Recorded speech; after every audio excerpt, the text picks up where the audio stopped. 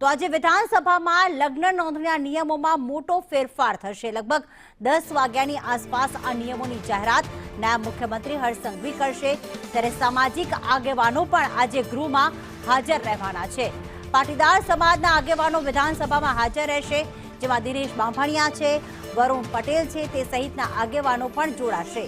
જાહેરાત બાદ મુખ્યમંત્રી અને નાયબ મુખ્યમંત્રીનું આગેવાનો દ્વારા સન્માન કરવામાં આવશે તેવી માહિતી મળી રહી છે।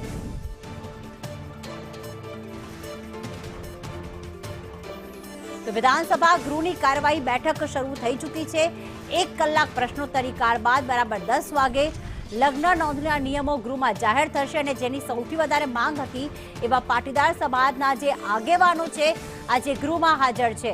દિનેશ બાંભણિયા છે, વરુણ પટેલ જે મુખ્યત્વે હાજર છે।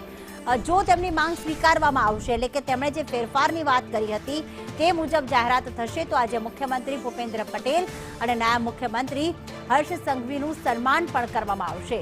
આજે સામાજિક આગેવાનો પણ ગૃહમાં હાજર।